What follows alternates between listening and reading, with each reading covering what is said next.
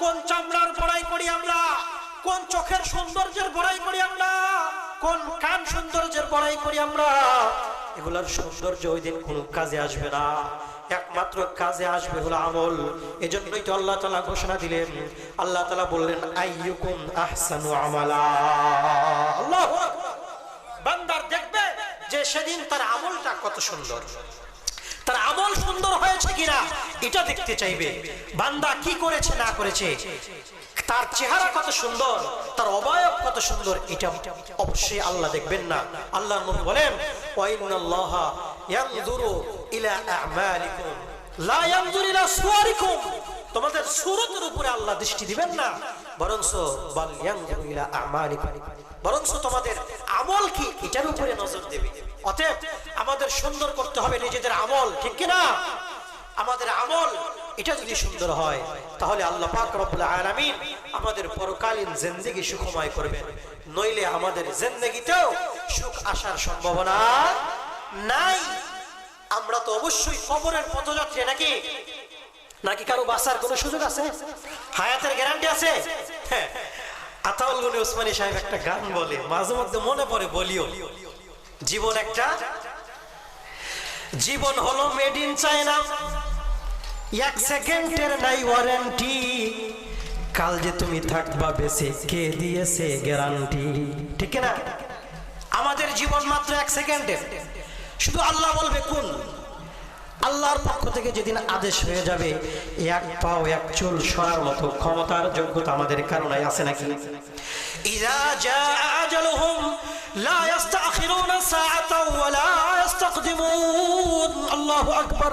আল্লাহ তাআলা বলতেছেন, আমি আল্লাহ তাআলা তোমাদেরকে মেসেজ দিয়ে জানাই দিলাম, যেদিন আমার পক্ষ থেকে মেসেজ তোমার পর্যন্ত পৌঁছবে, মালাকুল মউত যেদিন তোমার জন্য দেওয়া নির্ধারিত সময় এসে যাবে, সেই দিন মালাকুল মউত তোমার সামনে এসে হাজিরা দেবে, এক সেকেন্ড কিন্তু তোমাকে সময় দেওয়া হবে না রে বান্দা। ইযা জাআ আজালুহুম, যখন তোমার নির্ধারিত সময় আসবে, লা ইস্তাখিরুনা সাআতান, একটা সেকেন্ড একটা মুহূর্ত তোমাকে সময় দেওয়া হবে না, তোমাকে তাখির করার মতো সময় আল্লাহ তাআলা দিবে না।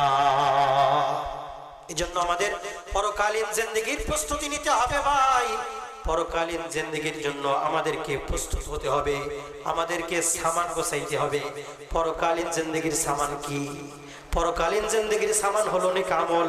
আমার আমল যদি ভালো হয়, আমার আমল যদি আহসান হয়, তাহলে আল্লাহ পাকের পক্ষ থেকে জাযাও ভালো হবে। আল্লাহ নিজেই বলে দিয়েছেন, ইন্নাল্লাযীনা ফাতানুল মুমিনিনা ওয়াল মুমিনাত সুম্মা লাম ইয়াতুবু ফালাহুম আযাবু জাহান্নাম ওয়া লাহুম আযাবুল হারিক। আল্লাহু আকবার। আল্লাহ তাআলা নিজেই জানায় দিতেছেন, যেই বান্দার, যেই মুমিন মুমিনার আমল খারাপ হবে, আমি আল্লাহ তাআলা তাদের জন্য দর্দনাক ভয়ানক আযাবের জাহান্নাম রেখে দিয়েছি। নাউযুবিল্লাহ। পক্ষান্তরে যারা ইন্নাল্লাযীনা আমানু ওয়া আমিলুস সালিহাত লাহুম জান্নাতুন তাজরি মিন তাহতিহাল আনহার। আল্লাহু আকবার।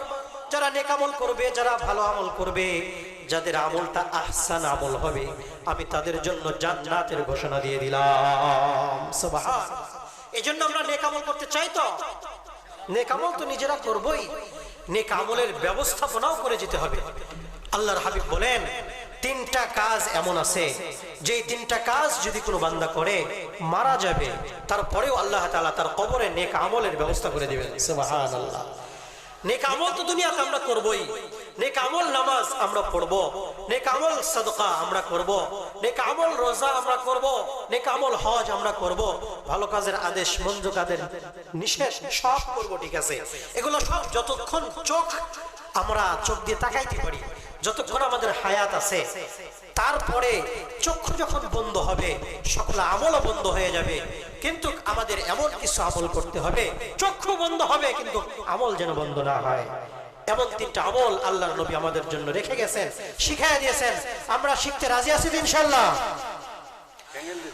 قال النبي صلى الله عليه وسلم إذا مات الإنسان انقطع عنه عمله إلا من ثلاث।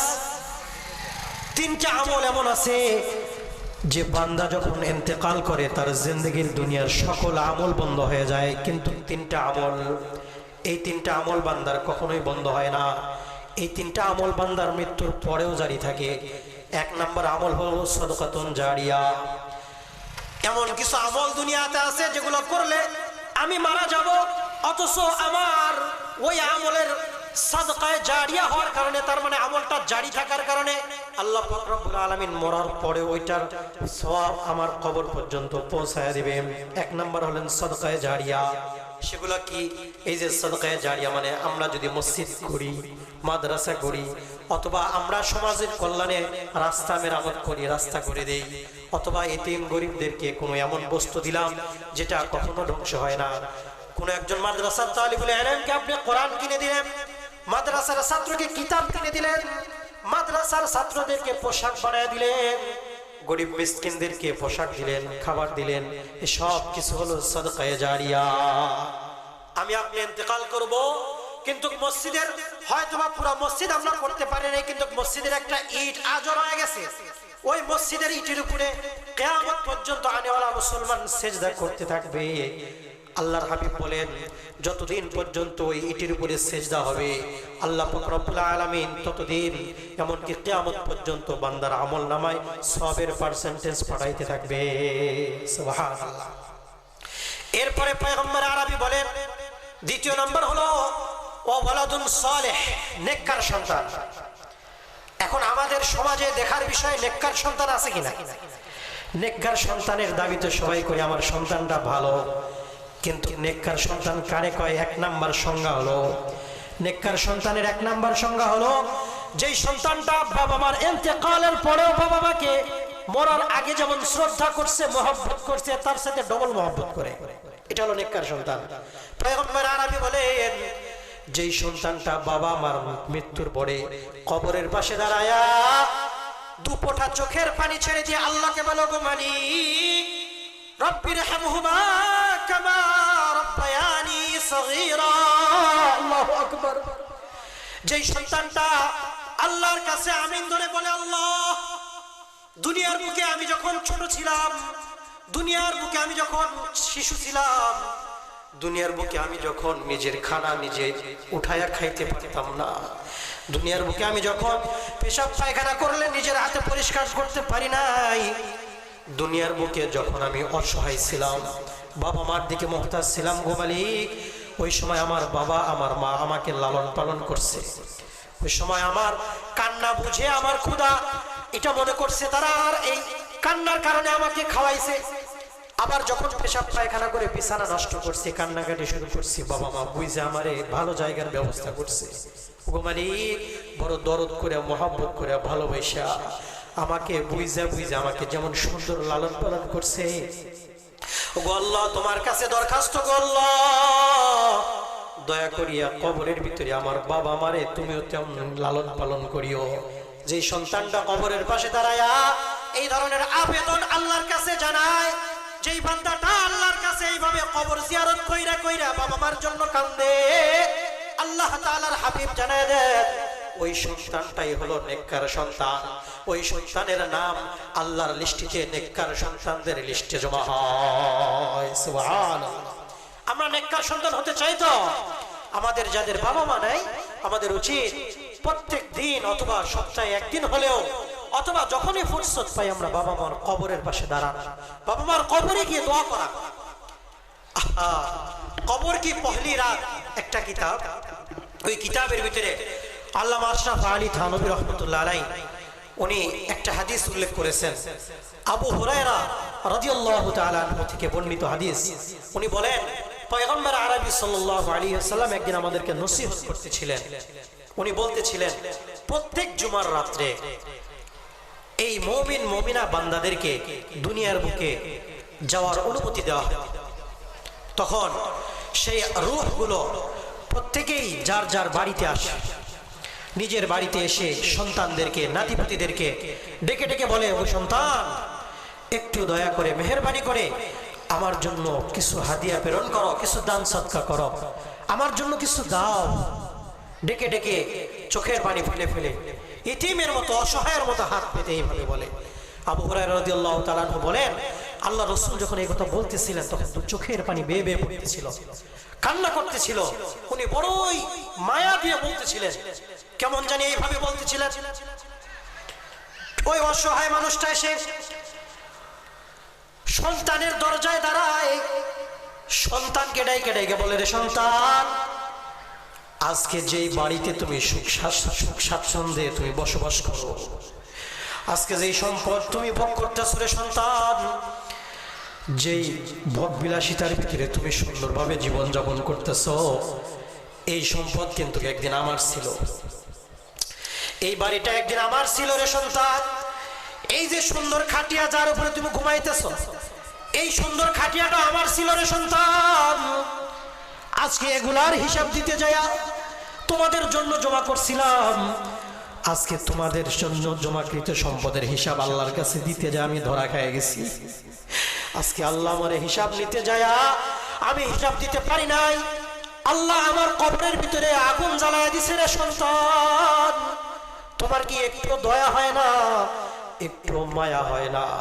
অনুরোধ করে বলি রে সন্তান, পয়গম্বর আরবি বলেন, শুধু একবার দুইবার না, হাজার হাজার বার কেঁদে কেঁদে ওই অসহায় রূহ সন্তানকে ডেকে ডেকে এইভাবে বলে, রে সন্তান, একটু রুটি, একটু কাপড়, একটু বস্ত্র তুমি গরিব মিসকিনদের দান করো, একটু মসজিদে টাকা দাও, ইমাম সাহেবরে হাদিয়া দাও, একটু মাদ্রাসার ছাত্রদেরকে খালি হাতে ফেরত দিও না, তাদের পর্যন্ত কিছু তোহফা দাও। এগুলা দিলে সব কিছু আমার পর্যন্ত পৌঁছবে, আমার কবরে শান্তি পাবো। এইভাবে বলতে থাকে, অনুনয় বিনয় করতে থাকে। খবর কি পহলি রাত কিতাবের ভিতরে একটা ওয়াকিয়া আসছে। মালিক বিন দিনার রহমতুল্লাহ আলাইহি উনি বলতেছেন, আমি একদিন একটা কবরের পাশ দিয়ে অতিক্রম করতেছিলাম, হঠাৎ করে চায়া দেখি কবরের ভিতরে নূর চমকাইতেছে। উনি বলেন, আমি মনে মনে ভাবতেছি এটা হয়তো মাগফিরাতের নূর, কারণ ওনারা তো কাশফওয়ালা, অনেক সময় কাশফের মাধ্যমে অনেক কিছুই জানতে পারে। কিন্তু কবরের ভিতর থেকে আওয়াজ আসলো, না রে মালিক, এটা কোনো মাগফিরাতের নূর না। তখন বলতেছে, আল্লাহর কসম দিয়ে বলি, আমাকে জানাও এটা কিসের নূর? তখন কবরের ভিতর থেকে আওয়াজ আসলো, এটা হলো একজন মুমিন বান্দার পক্ষ থেকে তার আত্মীয়র প্রতি সালাতের নূর। সুবহানাল্লাহ। বলে কেমন সালাত সিস্টেমটা কি? কবরের ভিতর থেকে আওয়াজ আসলো, একজন মুমিন বান্দা সুন্দর রূপে পবিত্রতা অর্জন করেছে, এরপরে দেয়া নামাজের নিয়ত করে 2 রাকাত নামাজের নিয়ত করে দাঁড়ায় গেছে। প্রথম রাকাতে সে সূরা ফাতিহার পড়ে, প্রথম রাকাতে সে সূরা ফাতিহার পড়ে সূরাতুল কাফিরুনের তেলাওয়াত করেছে। এরপরে দ্বিতীয় রাকাতে সূরাতুল ফাতিহার পড়ে সে সূরাতুল ইখলাসের আমল করেছে, সূরাতুল ইখলাস তেলাওয়াত করেছে। এরপরে দিয়া আল্লাহ তাআলার কাছে কায়মন বাক্যে মুনাজাত করে আল্লাহ তাআলার কাছে বলেছে, এই যে 2 রাকাত নামাজের সওয়াব এটা আমার যারা মৃত আত্মীয় স্বজন আছে তাদের রূহে বখশায় দিলাম।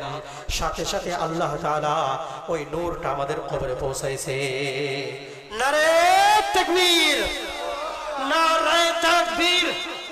প্রধান অতিথির আগমন দেশি গ্রামের পক্ষ থেকে, নারে তাকবীর।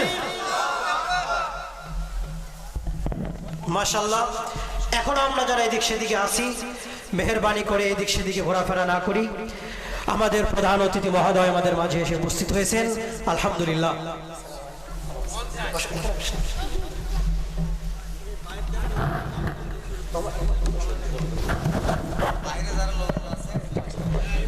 জি, আমরা এখনো যারা বাহিরে ঘোরাফেরা করতেছি, মেহেরবানি করে চলে আসি।